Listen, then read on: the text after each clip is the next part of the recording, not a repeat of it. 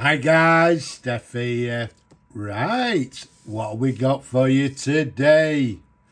Well, we've got for you a lovely, handsome pen. Now this one, once again, I was rummaging through the boxes of pens that I've got. I was actually looking for a particular pen, but I actually found this one here.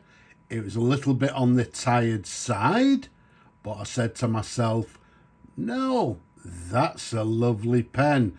A little bit of TLC, a little bit of a clean up, little bit of a service, and that'll become a lovely pen for somebody to actually enjoy.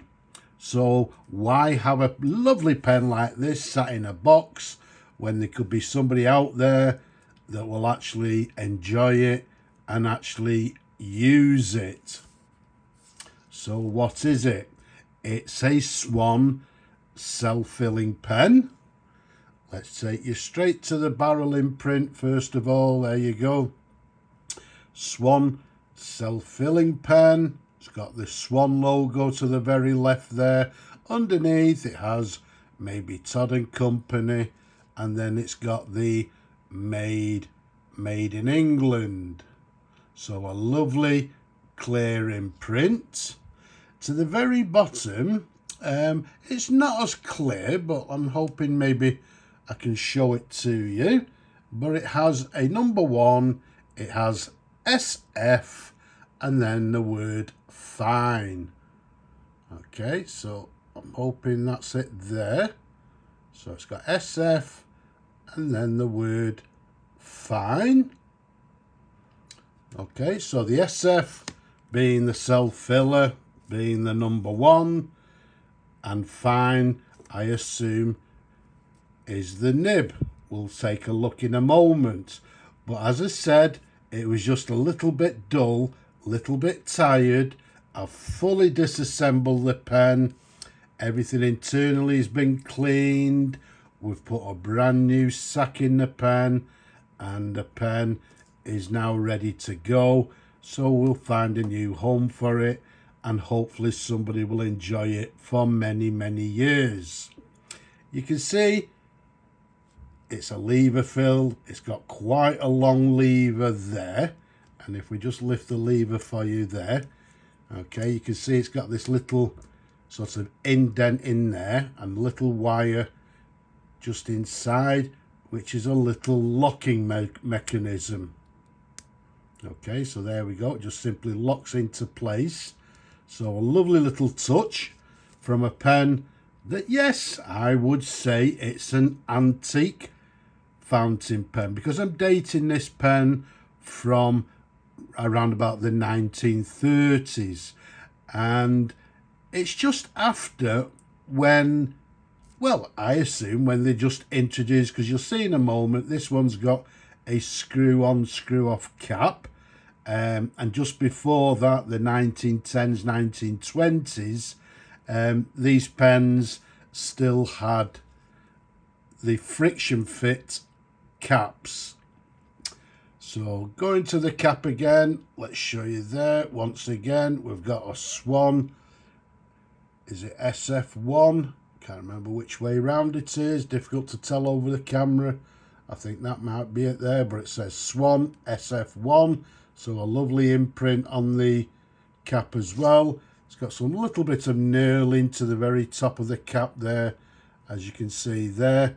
But all in all, in gorgeous condition. And it's made of mottled red hard rubber. This, I call it a mottled red. It's not the red, what's the sort of rarer pattern? I forgot what it's called. I'm not with it. This one is the tree bark pattern, as you can see there. Red ripple. That's the word I was looking for. It's not the red ripple. This is the mottled red hard rubber, as I say, in this sort of tree bark pattern, as you can see there. Absolutely gorgeous. The size of it from the top of the cap to the bottom of the barrel, 131 millimeters capped, around the barrel. It's a nice 10mm in diameter, so it's quite a slim pen, very typical of that particular period, as we said, sort of 1930s. Let's show you the pen in a couple of different angles. It's in lovely condition, no cracks or nothing, in very nice, fully restored condition. So let's take you up to the section. We've got the threads there, we've got the section, and even on the section, if I turn it round for you, there you go, you can see it says Swan SF-1. So even on the section there, once again, we've got the Swan SF-1.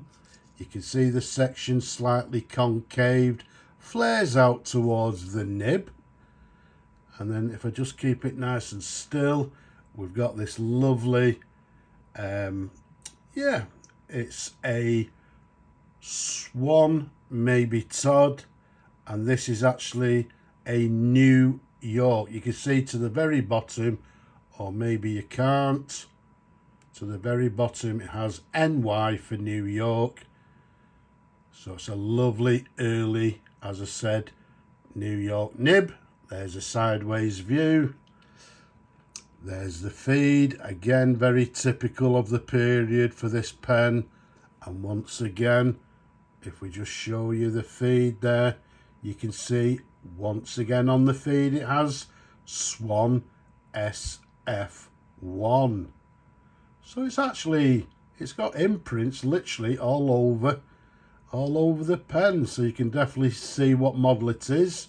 And incidentally, the SF-1, they came in numerous different sort of colours. I believe they brought out the black hard rubber ones. Some of them had, you know, bands on them, different configurations. As I say, this particular one is the clipless model in this mottled red hard rubber. So although you may have, in fact I think I've actually showed you an SF-1 in black, so you can maybe go and have a look at that. But all in all, a very nice pen. So what we'll do, let's bring on some ink. Yes, rather unusual for me to sort of fill the pen, so let's dip it in the ink. Lots of bubbling going on there, I can see. Let's bring a tissue on, give it a nice wipe, like so. Okay, and let's bring on our paper. And this is the pad that we have problems with now and again, so let's keep our fingers crossed and hopefully we don't have too many problems. We don't have the ink bleeding into the paper. Like I say, you know, I'm still, you know, I'm bewildered why on some occasions it happens, on other occasions it doesn't. But hey ho, let's take a look. So what we've got is a Swan self filler made by Mabie Todd Company Limited and made circa, I would say, the 1930s. Made, as it said, made in England. And although it's made in England, as we've just mentioned, we've got the very desirable New York nib. Now, it feels a bit soft. As it says on the bottom, fine. So yes, I would say it's writing with a fine line. But if we apply a little bit of pressure,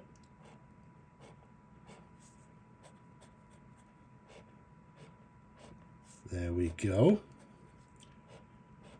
After applying a little bit of pressure, we're getting a little bit of variation in the line.